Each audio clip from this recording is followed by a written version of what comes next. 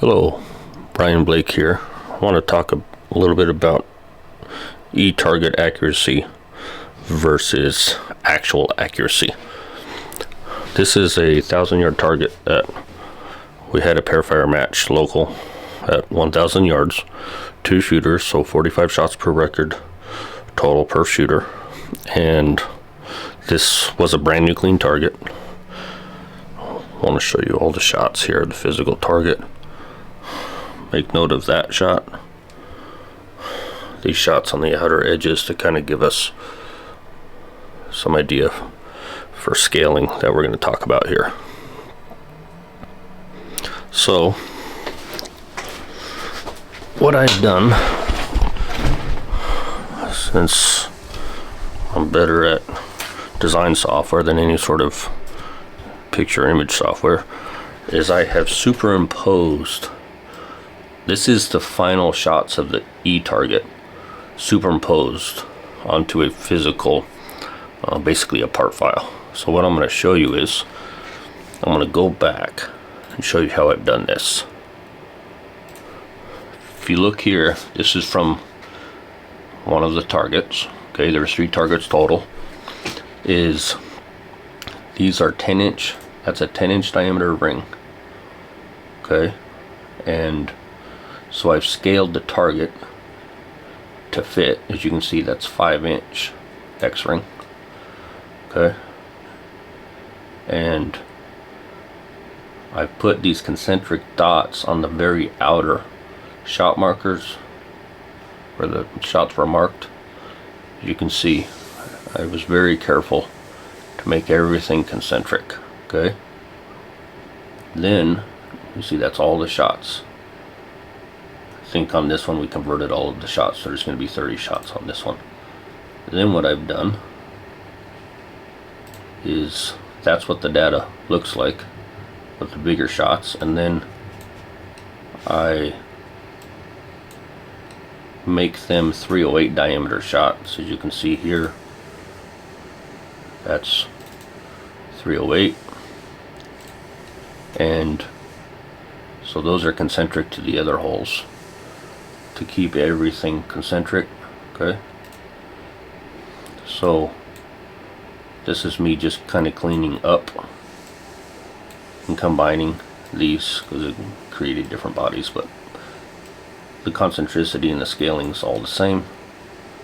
So this is me just making the target bigger because the next shots require the edge of the 9 ring. And then those are the next match. You can see those holes appeared. Okay, so I'm going to show you here. If we go to this sketch, you can see that's the original 10 ring, and you can see we're concentric and to scale. And you can see here I've got the outer and the inner holes all in one sketch on this one, just to make it easier. But you can see everything's concentric, everything is scaled exactly properly. Move that over. And I mean, everything's as accurate as you can do it. Okay, so move that back. That's the second one. Where I come here, I think I put the edge of the, or put the 9 ring or 8 ring, however you want to look at it. And then boom, you can see there's the final image appears of the last target that was shot. And I'll show you here, those are all concentric also. You can see there's the rings, and you can see here I put 308 diameter holes. As you can see here, all concentric. Even these ones in the middle of the X-ring that don't really, I don't want to say they don't matter, but for what we're talking about on scaling and positioning, they don't matter. Okay, so that's all the shots. So now, that's just me trimming it up. Okay, so here's the important part. Now I've superimposed the actual target. It's easier to view it from the back side, so we'll make that transparent. This is looking from the back side. So this dot here I'm gonna move it out of the way. See that? That's the shot. Okay. I'm gonna put that back concentric there. Well, here's the shot that it gave us. You're like, okay, well, everybody says E-targets just have a shift, right? They're like, you know, you can square up, your wind zero may be slightly off, or your vertical may be slightly off, but it just has a shift, but everything should stay in relation, right? Okay, so if that's true, shouldn't we be able to move this target and line up holes, not even counting the rings? So if I line up, let's look at this one, it gave us an 8. Let's line up that shot. Okay, well, why do these not line up? Why are these so far off? Well, it's not a rotation, because if we rotate it, then, you know, this will be off, but this will come way off. So what are we looking at here? What shots?